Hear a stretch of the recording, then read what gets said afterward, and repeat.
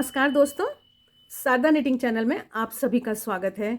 आज का एकदम आसान मफलर या शॉल की बुनाई, हर कोई इसको डाल सकता है, बिगनर फ्रेंडली है। रिवर्सिबल ये डिज़ाइन होता है, डार्क कलर में बहुत ही अच्छा लगता है। आप इसको आसानी से बना सकते हैं, 1 या 2 दिन में आप ये मफलर पूरा कर सकते हैं। लाइट कलर में थोड़ा सा ये ब्राइट कलर है, इसमें आप अच्छे से देख पाएँ इसलिए हम इसमें दिखा रहे हैं आपको। अब मैं आपको फंदे की बात बताती हूँ।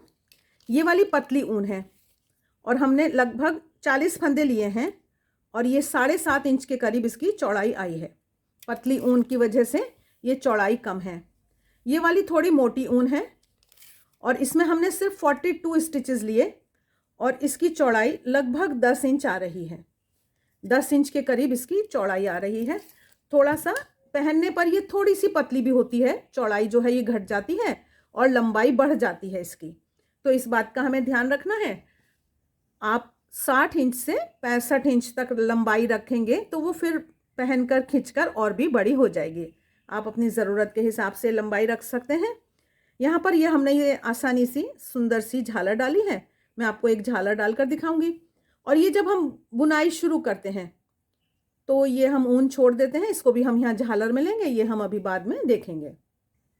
ऊन के हिसाब से, हमारी जैसी ऊन है उसके हिसाब से हम सिलाई लेंगे, लेकिन जो हमको फंदे डालने हैं वो हम थोड़ी सी मोटी सिलाई पर डालते हैं। यहाँ पर जैसे मैं 6 नंबर की सिलाई पर डबल ऊन से फंदे डालकर आपको दिखा रही हूँ कि आपको अगर फंदे डालने का आइडिया नहीं है तो आपको आइडिया आ जाएगा। तो इस तरह से हम ये ऊन लपेट कर नॉर्मल फंदे डाल रहे हैं, लेकिन ऊन डबल करी है जो नीचे जा रही है और सिलाई हमने मोटी ली है। ऊपर का हम 9 नंबर से या 8 नंबर से बुनेंगे। जैसे कि ये मोटी ऊन है तो उसको आप अपनी ऊन के हिसाब से आप सिलाई तय करेंगे। तो इस तरह से ये हम फंदे डालकर, जितने भी हमको फंदे डालने हैं, और उसके बाद हम ये बुनना शुरू करेंगे। डबल ऊन से जब हम ये फंदे डालते हैं तो ये किनारी सीधी रहती है, स्ट्रेट रहती है। ये इस तरह से सिकुड़ी सी नहीं आती है, एक समान ये डिज़ाइन हमारा खुलने वाला है। तो ये हमारा ये जो पहली लाइन है ये भी हमारी टाइट नहीं होनी चाहिए। डबल ऊन से जब हमने फंदे डाले तो ये हमारे ठीक आए हैं। फंदे डालने के बाद 6 सिलाइयाँ हम सीधी सीधी बुनेंगे, उसके बाद हम ये बुनाई डालेंगे। तो मैं आपको थोड़ा सा यहाँ पर भी दिखा सकती हूँ और मैं फिर आपको बड़े मफलर में ही बुनकर दिखाऊंगी। तो इस तरह से ये अब हमने सिलाई बदल ली, हम 9 नंबर की सिलाई पर आ गए हैं और ये मोटी वाली सिलाई को हम छोड़ देंगे। तो इस तरह से हम सीधा सीधा बुनते हुए 6 सिलाइयाँ अपनी बुन लेंगे। सिर्फ स्टार्टिंग में, शुरुआत में 6 सिलाइयाँ बुनी जाएंगी, बाद में 6 सिलाई नहीं बुननी है। तो अब हम यहाँ पर ऐसे मान लेते हैं कि जैसे हम 6 सिलाई बुनकर और अब हम अपना डिज़ाइन डालेंगे। ये जब बुनते हैं तो कभी कभी थोड़ा कन्फ्यूजन हो जाता है, इसलिए ये मैंने निशान लगा रखा है कि इस साइड से मुझे बुनाई का डिज़ाइन डालना है, जो डालना है। तो ये क्या है डिज़ाइन वो देखिए। एक फंदा सीधा बुना, 2 बार ऊन लपेटी, फिर एक फंदा सीधा बुना। तो हर फंदे को बुनेंगे सीधा और उसके बाद 2 बार ऊन को हम लपेट रहे हैं। ये जो बीच में धारियां हैं सीधी सीधी सिलाइयों की, ये आप बढ़ा भी सकते हैं, इसमें कोई ऐसे कानून, ऐसे कोई हार्ड एंड फास्ट रूल नहीं है।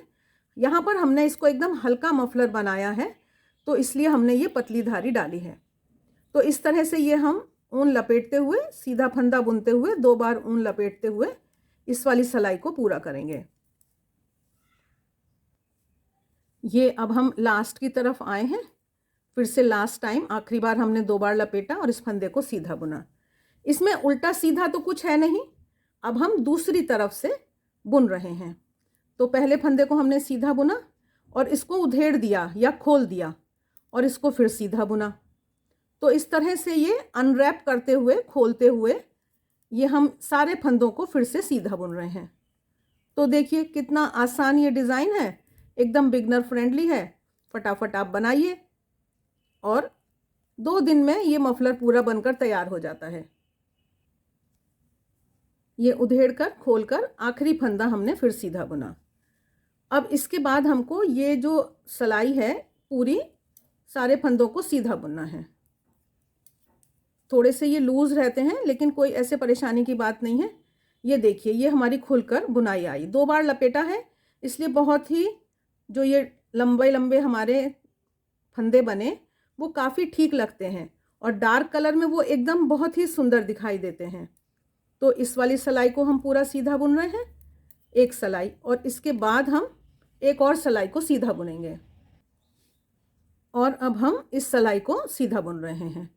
तो एक सेंस में हम समझें कि जो हमने एक बार लपेटा, एक बार खोला, सीधा बुना, और उसके बाद हमने 2 और सिलाइयों को सीधा बुना। तो ये सिर्फ 4 सिलाइयों में हमने काम किया है और इन्हीं 4 सिलाइयों को हम दोहराएंगे। अब देखिए ये हमारा निशान है इधर, और हमको पता चल गया कि इस बार हमको लपेटने वाली सिलाई बुननी है। तो ये 4 सिलाइयाँ दोहराते हुए हम अपनी लंबाई जब पूरी कर लेंगे तो आखिर में फिर हमको 6 सिलाइयाँ बुननी हैं। जैसे हमने शुरुआत में थोड़ा सा किनारा मोटा किया था, तो उस तरह से आखिर में, अंत में भी हमको थोड़ा सा किनारा जो है वो मोटा बुनना है। इस हिसाब को हमें ध्यान रखना है। थोड़ी झालर की बात कर लेते हैं। आप किसी भी लंबाई की झालर लगा सकते हैं। ये 5 इंच की एक मेरी लंबाई है, उसके ऊपर हम ये ऊन लपेट लेते हैं। तो मेरे को 5 चाहिए, 5 ऊन से मुझे झालर बनानी है। तो उस हिसाब से जितनी आपको ज़रूरत है उतना आप लपेट लीजिए। इसके बाद हम इसको इस तरह से काट लेते हैं। 5 हमको लेने हैं, 5 ये हमने लिए, और जितनी भी दूरी पर आपको लगाना है, तो यहाँ पर अभी हमको 2 लगाने हैं। तो एक को मैंने यहाँ ऊन क्रोशिया को लिया और इस तरह से ऊन को निकाल लिया।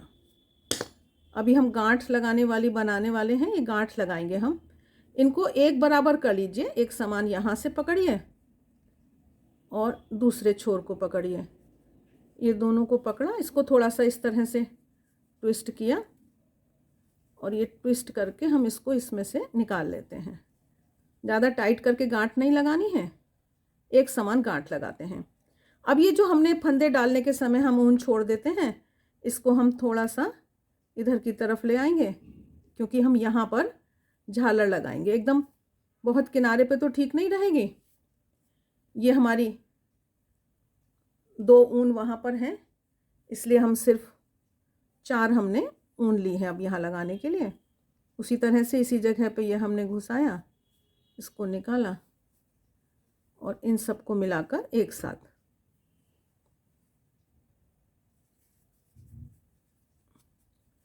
झालर कैसे लगाएं, इसके हमारे 2 वीडियो हैं, आप वो ज़रूर देखें। डिस्क्रिप्शन बॉक्स ज़रूर चेक किया करें। शारदा निटिंग चैनल में बहुत प्यारे, बहुत अच्छे बुनाई और क्रोशिया के वीडियोस हैं, उनको आप ज़रूर देखें। फिर लास्ट में ये जो एक्स्ट्रा ऊन होती है, इन सबको एक साथ हम रख कर और ये एक समान कर देते हैं, काट देते हैं। आशा है ये वीडियो आपको अच्छा लगा होगा। बुनाई ज़रूर ट्राई करिएगा। कमेंट बॉक्स में कमेंट करके बताया करें। आप सबके सहयोग के लिए बहुत बहुत धन्यवाद।